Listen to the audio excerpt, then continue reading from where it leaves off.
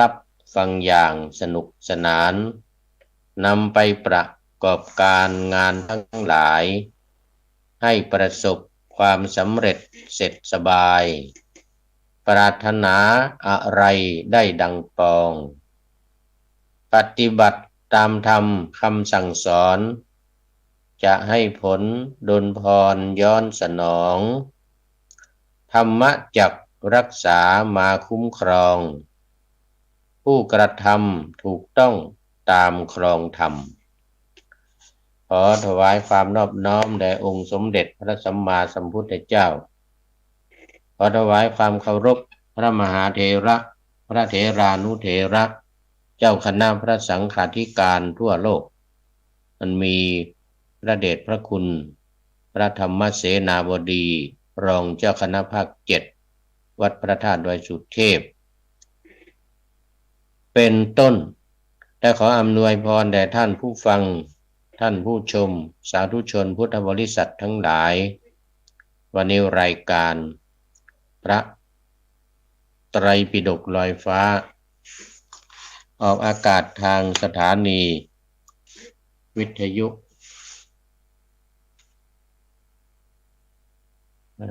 เพื่อการศึกษา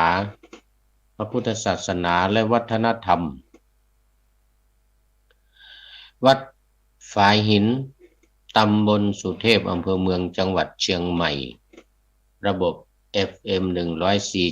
104.50 เมกะเฮิรตซ์โดยมีท่านพระครูสมุวิสุวัตรวรกิจโจเจ้าอาวาสวัดฝายหินเป็นผู้อำนวยการและหัวหน้าสถานีออกอากาศเวลา8 นาฬิกาถึง9 นาฬิกาวันจันทร์ถึงวันศุกร์วันนี้ก็เข้ารายการช้าไปนิดนึงนะต้องขออภัยเนื่องจากว่าขัดข้องทางเทคนิคตามปกติก็จะถ่ายทอดเสียงผ่านทางเฟซนะไลฟ์สด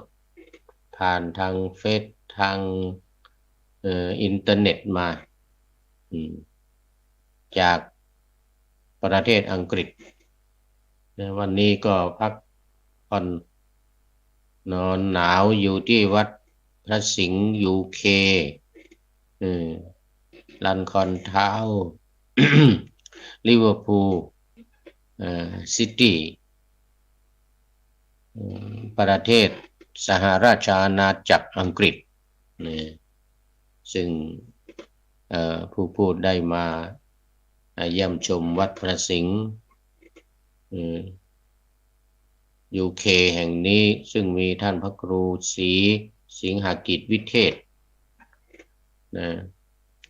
เป็นเจ้าอาวาสอยู่แล้วก็จะได้เดินทางกลับไปวัดพุทธมหาธาตุประเทศไอร์แลนด์ในวันพรุ่งนี้ดังนั้นก็วันนี้เป็นวันสุดท้ายได้รวมกิจกรรมต่างๆของทางวัดพระสิงห์ UK แห่งนี้และตอนนี้ก็เข้ามาสู่เนื้อหาสาระของธรรมะในพระไตรปิฎก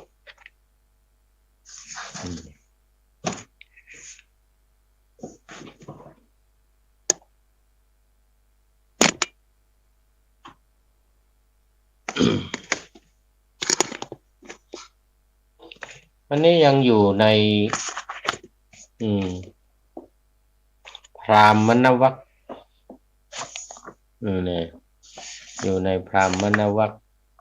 ซึ่งเป็นวรรคที่5แห่งมัชฌิมปัญนาถมัชฌิมนิกายในพระสุตตันตปิฎกเล่มที่13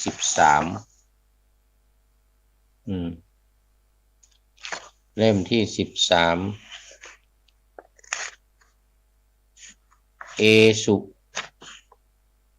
การีสูตรเอสุการีสูตร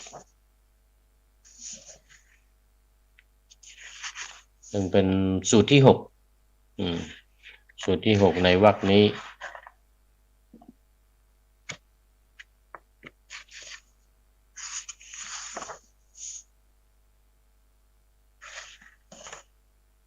โอ้ขออภัยทนัญชานิสูตร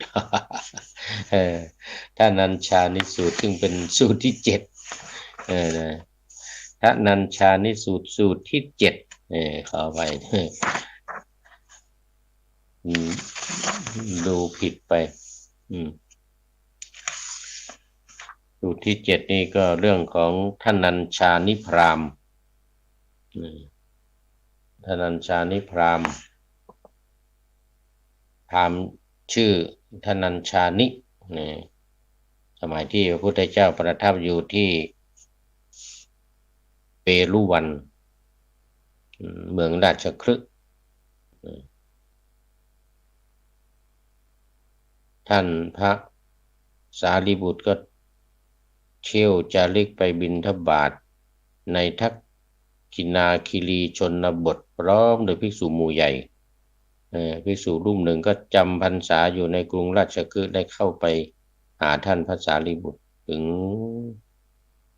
ทักษิณาคีรีชนบทสนทนาปราศัยพอสมควรก็ได้กราบทูลท่านพระสารีบุตรผู้มีอายุเนี่ยว่าพระผู้มีพระภาคทรงประชวรยังมีพระกำลังอยู่หรือเหมือนกันนะภิกษุนั้นก็ตอบว่าพระผู้มีพระภาคไม่ทรงประชวรแล้วก็ยังมีพระมีกำลังดีอยู่ขอรับเหมือนกันนะ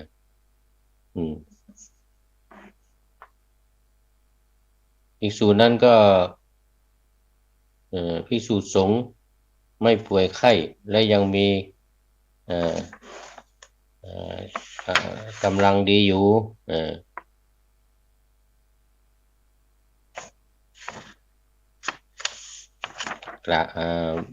ตอบท่านพระสารีบุตร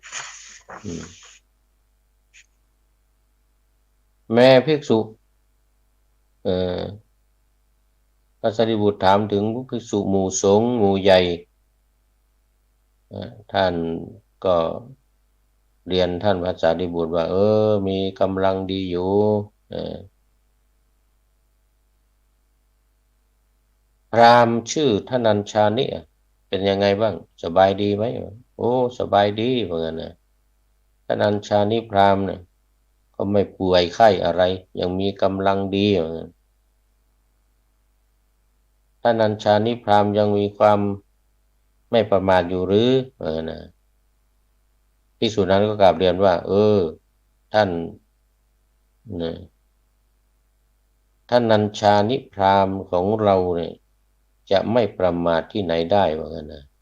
เขาอาศัยพระราชาเที่ยวเบียดเบียนตระกูลทั้งหลายอยู่อันนี้ก็เป็นความเบื้องต้นนะเป็นความเบื้องต้นต่อมาท่านพระอานนท์เนี่ยก็เลยเข้าไปหาทนัญชานิพราหมณ์แล้วก็สนทนากันพราหมณ์ทนัญชานินั่นก็รายงานให้ท่านพระอานนท์ทราบตามความเป็นจริงว่าได้มีความประมาททำความผิดตามที่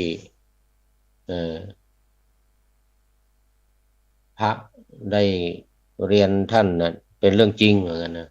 เพราะว่าผมเนี่ยยังต้องทำหน้าที่การงานต้องเลี้ยงลูกเลี้ยงเมียเหมือนกันนะต้องใช้เงินใช้ทองมากค่าทาสบริวารก็มีมากเหมือนกันก็ต้องใช้เงินใช้ทองก็จำเป็นต้องทำความผิดบ้างอะเหมือนกันนะทำความผิดบ้างอะ ทีนี้ท่านพระสารีบุตรก็กล่าวว่าท่านัญชานิการงานที่มีเหตุประกอบด้วยธรรมจึงเป็นเหตุให้บุคคลสามารถบำรุงบำเรอกายนะทไม่ทำบาปกรรมและปฏิบัติตามข้อปฏิบัติที่เป็นบุญได้ก็มีอยู่นี่นะอืมแม้ว่าจะมีความจำเป็นที่จะต้องทำการทำงานต้องเลี้ยงดูลูกเมียจะต้องอืมหาเงินหาทองมาเนี่ยท่านพระสารีบุตรก็บอกว่าโอ้มันก็ยังพอมีวิธีการมีเอ่อการหาเงินหาทองที่ไม่ต้องทำบาปอ่ะนะที่ไม่ต้องทำบาปทำกรรมอ่ะปฏิบัติไปตามอยู่ในศีลกินในธรรมเนี่ยยังพอมีทางแนวทางในการทำอยู่ว่างั้นนะอืมไม่ต้องถึงกับว่าต้องไปทำทุจริตคดในข้องอในกระดูกเที่ยวเอ่อกินสินบาทคาดสินบนอืมทำอะไรที่มันไม่ถูกต้องอะไรเนี่ยนะอันนี้ก็ทางนั้นท่านนัญชานิพราหมณ์นี่ก็ชื่นชมยินดีภาสิทธิ์ของท่านพระสารีบุตรลุกจากที่นั่งแล้วก็จากไปสมัยต่อมาก็ป่วยมีทุกข์เป็นไข้หนักจึงเรียกบุรุษคนหนึ่งมากล่าวว่ามานี่เถิดพ่อคุณท่านจงเข้าไปเฝ้าพระผู้มีพระภาคถึงที่ประทับจงถวายอภิวาทพระยุคลบาทของพระผู้มีพระภาคด้วยเสียงกล้าวตามคำของเราว่าข้าแต่พระองค์ผู้เจริญท่านนัญชานิพราหมณ์ป่วยมีทุกข์เป็นไข้หนักขอถวายอภิวาทพระยุคลบาทของพระผู้มีพระภาคด้วยเสียงกล้าวและจงเข้าไปหาท่านพระสารีบุตรถึงที่อยู่แล้วไหว้เท้าของพระคุณเจ้าพระสารีบุตรด้วยเสียงกล้าวตามคำขอของเราว่าพระคุณเจ้าผู้เจริญท่านอัญชานิพราหมณ์ป่วยมีทุกข์เป็นไข้หนักขอไหว้เท้าของพระคุณเจ้าสารีบุตรด้วยเสียงกล้าวก็เลยจงกราบเรียนอย่างนี้ว่าพระคุณเจ้าผู้เจริญขอโอกาสขอพระคุณเจ้าสารีบุตรจงอาศัยความอนุเคราะห์โปรดเข้าไปยังนิเวศของท่านอัญชานิพราหมณ์ด้วยเถิดปนิมนต์พระสารีบุตรไปบุรุษนั้นรับคำแล้วได้เข้าไปเฝ้าพระผู้มีพระภาคถึงที่ประทับถวายอภิวาทพระผู้มีพระภาคแล้วนั่งณที่สมควรได้กราบทูลพระผู้มีพระภาคว่าข้าแต่พระองค์ผู้เจริญอนัญชานิพราหมณ์ป่วยมีทุกข์เป็นไข้หนักขอถวายอภิวาทพระผู้มีพระภาคด้วยเสียงกล้าวแล้วก็เข้าไปหาท่านพระอานนท์ก็ได้กราบเรียนท่านพระอานนท์เหมือนเดิมเหมือนกับที่เข้าไปกราบเรียนพระพุทธเจ้าแล้วก็ขอนิมนต์ท่านพระอานนท์เนี่ยไปที่นิเวศของท่านอัญชานิพราหมณ์ตามค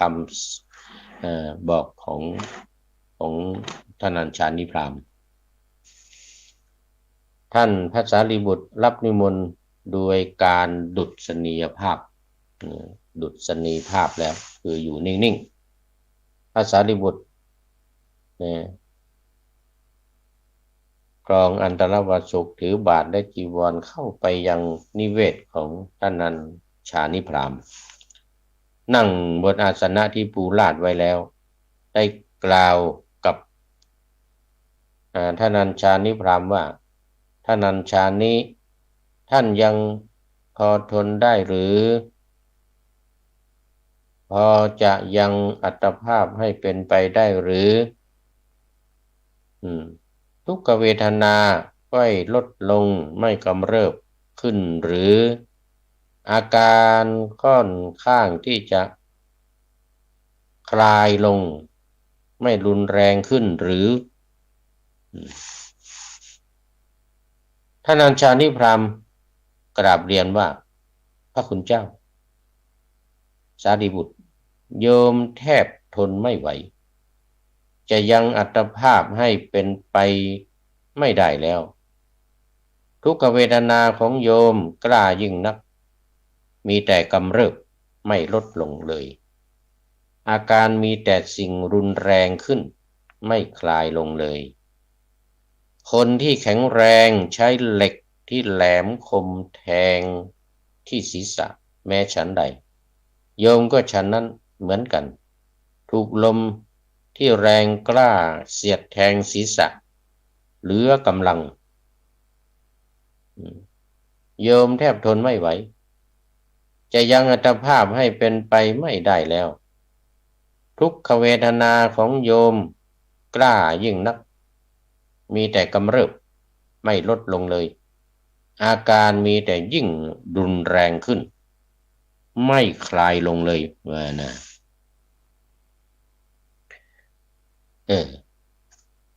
กราบมาเรียนท่านพระอืมอืมสารีบุตรนะขอดูนะท่านพระสารีบุตรคนฆ่าโคหรือลูกมือของคนฆ่าโคผู้ชำนาญใช้มีดแร่เนื้อที่คมกรีดท้องแม้ฉันใดโยมก็ฉันนั้นเหมือนกันถูกลมที่มีประมาณยิ่งเสียดแทงท้องอยู่โยมแทบทนไม่ไหวนะพระคุณเจ้าสารีบุตรคนที่แข็งแรง2 คนช่วยกันจับคนที่อ่อนแอกว่าที่แข็งแรง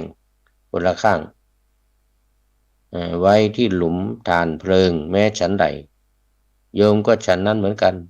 มีกายถูกความเร่าร้อนมีประมาณยิ่งเผาดนอยู่โยมแทบทนไม่ไหว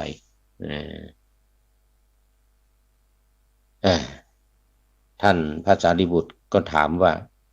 ท่านอัญชานี้ท่านเข้าใจข้อนั้นว่าอย่างไรนรกกับกำเนิดสัตว์ดิรัจฉานอย่างไหนจะประเสริฐกว่ากันพระคุณเจ้ากำเนิดสัตว์ดิรัจฉานเนี่ยประเสริฐกว่าสัตว์นรกว่ากันนะแล้วกำเนิดสัตว์ดิรัจฉานกับเปรตวิสัยเนี่ยอย่างไหนจะประเสริฐกว่ากันเปรตวิสัยประเสริฐกว่ากำเนิดสัตว์ดิรัจฉานนะเปรตวิสัยกับมนุษย์อย่างไหนจะประเสริฐกว่ากันมนุษย์ประเสริฐกว่าเปรตวิสัยครับมนุษย์กับเทพชั้นจาตุมมหาราชอย่างไหนจะประเสริฐกว่ากันเทพชั้นจาตุมมหาราชประเสริฐกว่ามนุษย์ครับนะ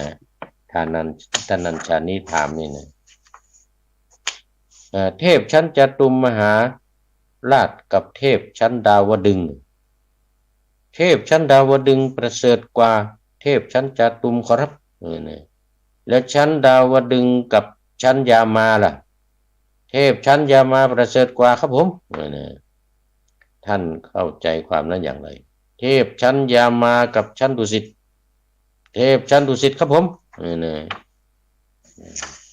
เทพชั้นดุสิตกับเทพชั้นนิมมานรดี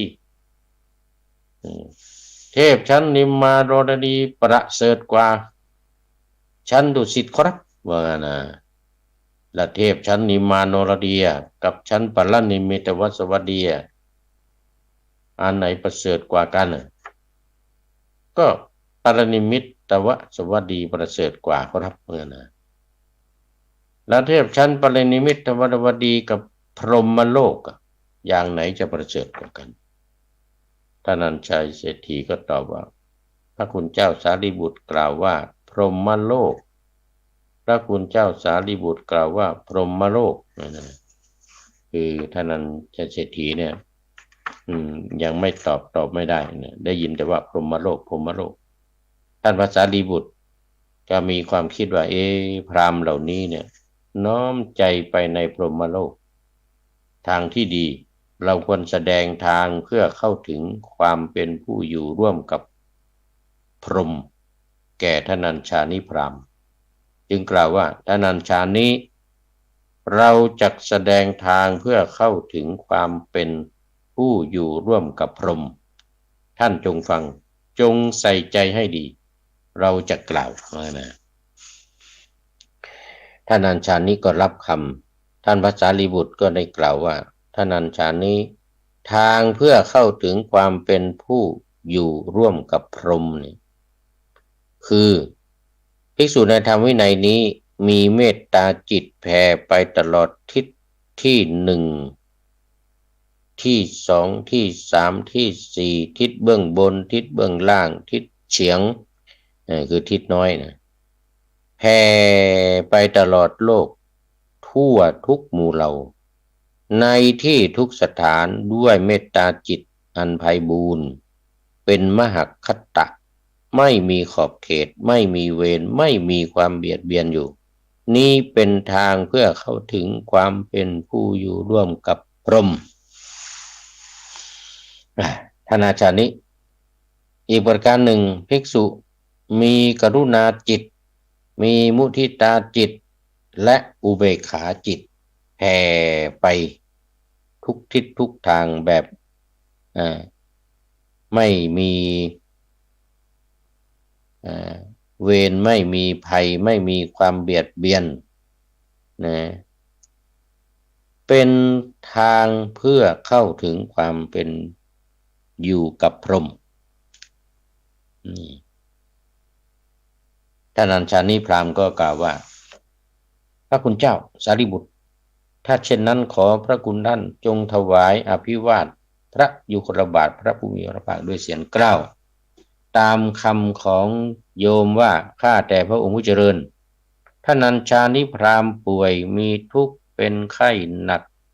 เขาขอถวายอภิวาทพระยุคลบาทของพระผู้มีพระภาคด้วยเสียงกล้าวท่านพระสารีบุตรก็ให้ท่านอัญชานิพราหมณ์เนี่ยดำรงอยู่ในพรหมโลกชั้นต่ำในเมื่อมีกิจที่จะพึงทำให้ยิ่งขึ้นไปลุกจากอาสนะแล้วจากไป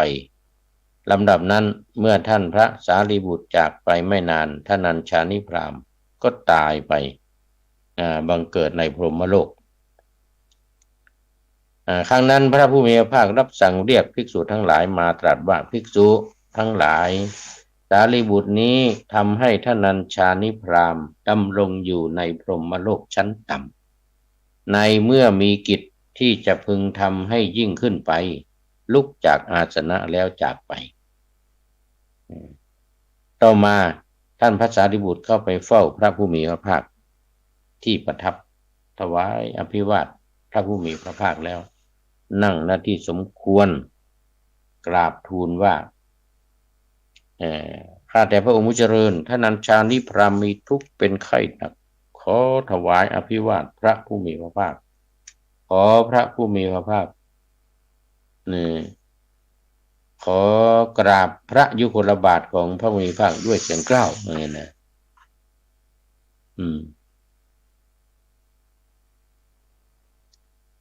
พระผู้มีพระภาคก็ตรัสกับพระสารีบุตรว่าทำไมเธอจึงทำให้ท่านอัญชานิพราหมณ์ดำรงอยู่ในพรหมโลกชั้นต่ำในเมื่อมีกิจที่จะพึงทำให้ยิ่งขึ้นไปแล้วลุกจากอาสนะจากไปเสียเล่าท่านพระสารีบุตรกราบทูลว่าข้าแต่พระองค์ผู้เจริญข้าพระองค์เนี่ยคิดว่าพราหมณ์เหล่านี้น้อมใจไปในพรหมโลกทางที่ดีเราควรแสดงทางเพื่อเข้าถึงความเป็นผู้อยู่ร่วมกับพรหมพระวิภักตรัสว่าสารีบุตรท่านอัญชานิพราหมณ์ตายไปบังเกิดในพรหมโลกแล้วดังนี้แลเรื่องนี้แสดงให้เห็นว่าคนที่ ทำบาปทำกรรมมามากก็ตามนะเหมือนกับตนัญชานิพรามเนี่ยแต่ว่าขณะดับจิตเนี่ยนะก่อนที่จิตจะดับเนี่ยพยายามนึกถึงหรือทำจิตให้บริสุทธิ์แล้วนึกถึงสิ่งที่ดีทางที่ดีทางที่ไปที่ดีกรรมหรือความดีของตัวเองที่พอมีอยู่เนี่ยก็จะปรากฏส่วนความชั่วที่มีมากก็ตามจะปรากฏทีหลังช่วงนี้พอดับจิตแล้วเนี่ยก็ให้ไปจะได้ไปที่ดีก่อนถ้าหมดอายุหมดวาระนะหมดความดีที่ได้ทำไว้แล้วเนี่ยความชั่วความไม่ดีอันเก่านั้นเนี่ยอันมากมายก่ายกองนั้นเนี่ยก็จะตามมาทีหลังเองตามมาทีหลังเองเขาก็จะได้รับจะได้รับแน่นอนจะได้รับผลอันเกิดจากกรรมชั่วกรรมไม่ดีที่ทำมานั่นอย่างแน่นอนแต่ว่าที่สำคัญเนี่ยก่อนดับจิตนี่ที่พระพุทธองค์ตรัสว่าจิตเตสังคิริเถทุกขติปาติกังขาคือถ้าจิตเศร้าหมองเนี่ยขณะที่ก่อนจะดับจิตเนี่ยก็จะไปในทางที่ไม่ดีจิตเตอสังกิริเถสุขติปาติกังขาเมื่อจิตไม่เศร้าหมองแต่เป็นจิตที่ผ่องใสเนี่ยย่อมมีสุขติเป็นที่หวังคือเวลาตายในขณะนั้นเนี่ยจิตก็ไปสู่ที่ดีก่อนเช่นเดียวกันกับขณะใดที่ก่อนจะตายเนี่ยก่อนจะดับจิตเนี่ยจิตไปคิดถึงในสิ่งที่ไม่ดีกรรมที่ไม่ดีที่ตัวเองทำมาไม่ว่าจะมากจะน้อยก็ตามก็จะไปทางนั้นก่อนไปทางที่ไม่ดีก่อนแล้วก็จะได้ไปในทางดีในทีหลังแล้วแต่กรรมที่ทำนั่นนะความดีที่ทำนะมีมากมีน้อยเท่าไหร่กำลังของมันเนี่ยก็จะเป็นสิ่งที่ตัดสินว่าคนที่ทำดีเนี่ยแต่ว่าในขณะดับจิตนั้นคิดในในทางไม่ดีก็จะไปในทางที่ไม่ดีก่อนเสร็จแล้วจึงไปสู่ในทางดีในภายหลังเหมือนตัวอย่างหลายๆอย่างที่อันใดเคยเล่าสู่กันฟังนะที่ว่าไปในทางไม่ดีที่ว่าไปในทางดีนี้ท่านนัญชานิพรามนี่ก็เป็นเคสเป็นตัวอย่างอันหนึ่งในเรื่องของการได้ไปทางดีหรืออย่างที่มีสัตว์นะมีสัตว์มีแม่ไก่มีค้างคาวอย่างที่พระพุทธองค์ตรัสไว้ว่าได้ฟังสวดมนต์เนี่ยนะได้ฟังแค่การสวดนะการพูดถึงธรรมนี่แหละแต่ว่าเขาฟังแล้วมันเข้าใจฟังแล้วมันเข้าใจเช่นสวดเป็นภาษาบาลีเนี่ยคนที่เขารู้ภาษาบาลีเนี่ยมันฟังเข้าใจก็จะไปในทางที่ดีก่อนขนาดสัตว์เดรัจฉานนะมันมีค้างคาวมันค้างคาวอยู่ตัวหนึ่งโอ้มีพระไปสวดมีพระไปสวดค้างคาวนี้ได้ยิน โอ้ดีอกดีใจพอตายได้ไปขึ้นสวรรค์ไม่ได้ทำความดีอะไรอย่างอื่นมากมายนะเพียงแต่ว่ามีความดีใจชอบใจแล้วก็มีความบันเทิงไม่มีความเศร้าหมองจิตอันในสัตว์เดรัจฉานนะเอ่อไปเกิดในทางที่ดีมีแม่ไก่ตัวหนึ่งก็เหมือนกันได้ยินพระสวดมนต์นี่แหละพอตายไปเกิดในสวรรค์เหมือนกับท่านัญชานิพรามนี้ส่วนที่ไปในทางไม่ดีเนี่ยก็อย่างที่เล่ากันอยู่บ่อยๆอย่างพระนางมัลลิกาเนี่ยพระมเหสีของพระเจ้าประเสนที่โกศลเนี่ยต้องไปนรกอยู่7 วันนะพ้น7 วันแล้วจึงขึ้นไปสู่สวรรค์อย่างเงี้ยนะพระพระที่เคยเอ่ออืมมีจีวรนะได้จีวรใหม่มาคือเอาผ้าเนี่ยเอาไหมเอาผ้าเนี่ยไปให้พี่สาวเย็บทำเป็นจีวรอืมพอได้มาแล้วเกิดว่ากลางคืนมรณภาพมรณภาพยังไม่ทันใช้ผ้าเอาผ้าไปอ่าเก็บไว้ที่ราวเสร็จแล้วพอตายไปเกิดเป็นเรนอยู่ในจีวรนั้นเพราะอะไรเพราะว่าขณะที่ดับจิตเนี่ยขณะที่จะตายเนี่ยก่อนมรณภาพเนี่ยจิตก็ไปคิดถึงผ้าเนี่ยที่ได้มาใหม่ๆเนี่ยพี่สาวถักทอให้เนี่ยเป็นผ้าจีวรเนี่ยยังไม่ได้ใส่เลยพรุ่งนี้จะใส่นะเออก็ไปเกิดเป็นเรนอยู่ในจีวรนั้น7 วันพอพ้น7 วันแล้วจึงไปสู่สวรรค์อย่างเงี้ยนะอืม อันนี้ไปทีหลังเนี่ยได้ไปสวรรค์ทีหลังเพราะฉะนั้นสรุปสำคัญตรงที่ตอนดับจิตเนี่ยอืมอย่างพระภิกษุรูปหนึ่งก็เหมือนกันอืมที่นั่งเรือไปแล้วมือไปถูกใส่ต้นตะไคร้ใบตะไคร้เนี่ยติดไปกอหนึ่งหลุดออกจากฝั่งแล้วติดมือไปกอหนึ่งเรือมันแล่นเร็วนะเรือมันแล่นเร็วนี่ก็เอขึ้นฝั่งไปอยากจะแสดงอาบัติแต่มันไม่มีพระที่จะแสดงอาบัติอืมก็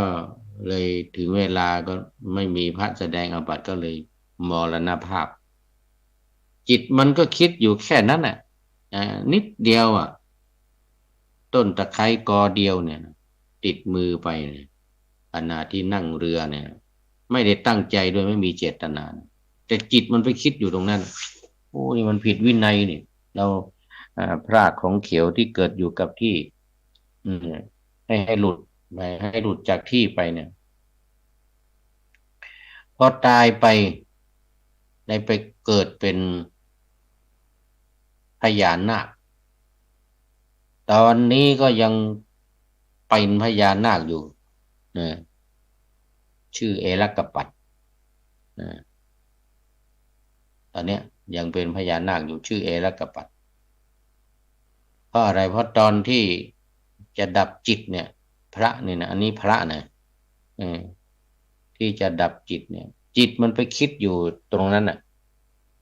ไปคิดอยู่ตรงที่ว่าไอ้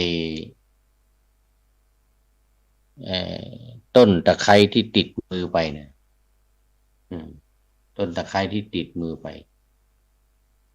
โอ้อันนี้ขนาด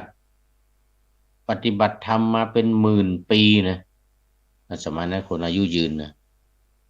คนอายุยืนเป็นหมื่น20,000แต่ท่านองค์เนี้ยพระองค์เนี้ยปฏิบัติศีลธรรมดีมาตลอดอืมรักษาศีลอยู่ในวินัยอยู่ในธรรมอยู่ในวินัยดีมาโดยตลอดแต่พอไปพลาดนิดเดียวโอ้ ไปเกิดเป็นพญานาคราชอยู่ใน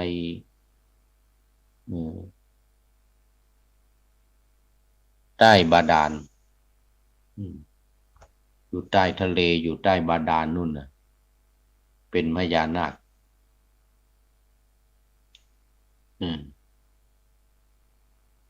เนี่ยที่พระพุทธเจ้าเกิดมาองค์หนึ่งก็จะลอยถาดเวลาฉันอาหารมื้อแรกมื้อแรกเป็นมื้อวันที่จะตรัสรู้เนี่ยเหมือนพระพุทธเจ้าเรานางสุชาดาเนี่ยนางสุชาดาถวายแล้วเอาถาดทองไปลอยน้ำเนี่ยมันจมลงไปถูกใส่หัวพญานาคตัวเนี้ยปิ้งเอาก็เลยรู้ว่าพระพุทธเจ้าจะเกิดอุบัติขึ้นในโลกอีกหนึ่งแล้วเนี่ยในวันที่วันที่42นะ7 สัปดาห์สุดท้ายนะสัปดาห์สุดท้ายที่พระองค์ไปประทับอยู่ที่สามุจลินหลังจากตรัสรู้เนี่ยก็ขึ้นมาแผ่พังพานแผ่พังพานให้พระพุทธเจ้าประทับนั่งแล้วก็ข้างบนนี่ก็กันฝนให้พระพุทธเจ้าข้างล่างก็ขนดเป็นชั้นๆให้พระพุทธองค์ประทับอยู่ตลอด7 วันใต้ต้นมุจลินก็เลยเรียกว่าน้ำมากเลยกลายเป็นสระน้ำมุจลินที่ห่างจากต้นโพที่ตรัสรู้ไป7เดี๋ยว1 กิโลเมตร1 กิโลเมตรเนี่ยเสร็จแล้วก็พอครบ7 วันเรียบร้อยแล้วก็ลงไปอยู่ที่เดิมอีกตอนนี้ก็ลงไปอยู่นู่นพระพุทธเจ้าอีกองค์หนึ่งมาข้างหน้านู่นเนี่ยมาโปรดก็คือพระศรีอริยเมตไตรจะมาเนี่ยจึงจะได้ขึ้นมาเนี่ยขึ้นมาแล้วก็ปกพระเศียรของพระพุทธเจ้าอีกดูดิดูความผิดนิดเดียวน้อยเดียวไม่ได้มีเจตนาด้วยแล้วก็มีความจำเป็นพระมันไม่ได้แสดงอาบัติแค่นั้นเองอันนี้ก็ทำให้ต้องไปเกิดนู่นไปเกิดอยู่ในบาดาลไปเกิดอยู่ในบาดาลฉะนั้นในเรื่องนี้จึงมีความสำคัญอยู่ตรงที่มีความสำคัญอยู่ตรงที่ขณะที่จะดับจิตขณะที่จะดับจิตทั้งดีมากทำความดีมากทั้งทำความชั่วมากก็ตามทำความชั่วมากก็ตามอย่างท่านัญชานิพรามเนี่ยที่ท่านพระสารีบุตรไปโปรดแกก็เป็นคนที่ประมาททำความไม่ดีกินสินบาทขาดสินบนอะไรเนี่ยขณะที่เป็นคนรวยนะเป็นคนรวยเป็นระดับมหาเศรษฐีแต่ว่ากินบุญเก่ากินบุญเก่าบุญใหม่ทำน้อยบุญใหม่ทำน้อยบุญเก่าทำมามากแต่ว่ามาทำความไม่ดีอยู่อาศัยเนี่ยถ้าหากว่าพ้นจากนี่ท่านพระสารีบุตรให้ไปอยู่ในเป็นพรหมชั้นต่ำเป็นพรหมชั้นต่ำๆก็คงอยู่ไม่นานนะก็จะได้กลับมาเกิดแล้วก็ได้มาต้องทำมาบำเพ็ญ ศีลทานอะไรอีกก็ต้องได้รับกรรมต้องได้รับกรรมอีกหลังจากที่อยู่บนสวรรค์ชั้นต่ำแล้วเนี่ยก็ลงมาก็จะต้องได้ลงมาเกิดแล้วได้รับกรรมเก่าที่ได้ทำไว้ก็จะต้องได้รับอยู่นะแต่ว่ามันเป็นการแก้ขัดมันเป็นการแก้ขัดได้โดยการทำจิตให้ผ่องใสนึกถึงแต่สิ่งที่ดีสิ่งที่ตนเองได้ทำมาเนี่ยสิ่งที่ดีเท่านั้นอย่านึกไปในทางที่ไม่ดีนึกไปในทางที่ไม่ดีก็ปุ๊บปั๊บก็อาจจะไปในทางที่ไม่ดีเลย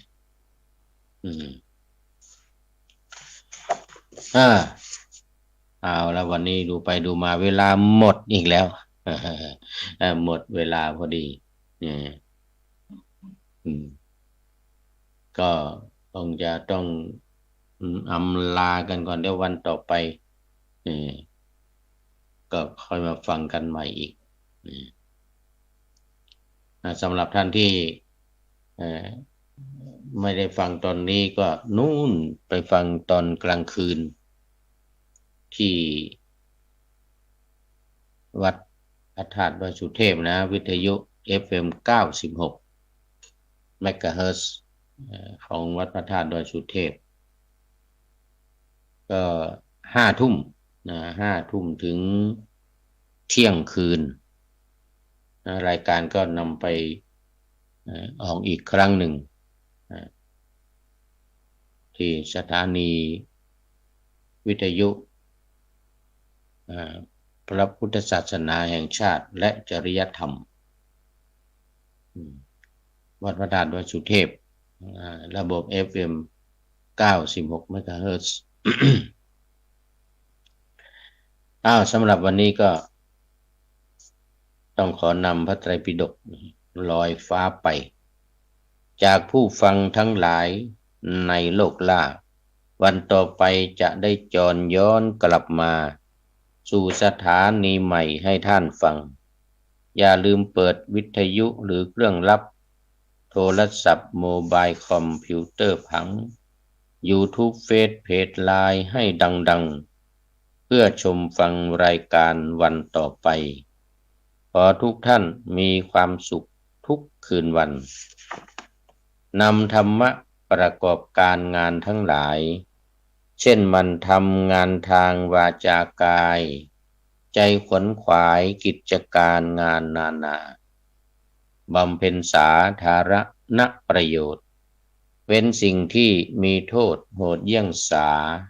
ประกอบแต่กรรมดีมีราคาแสวงหาเงินทองครองใจคนเสียสละพลทรัพย์นับมากน้อยไม่ให้ล้านก็ให้ร้อยไม่ด้อยผลเอื้อคนรวยช่วยคนยากฝากคนจนให้ทุกคนเท่ากันมาตรฐานเดียว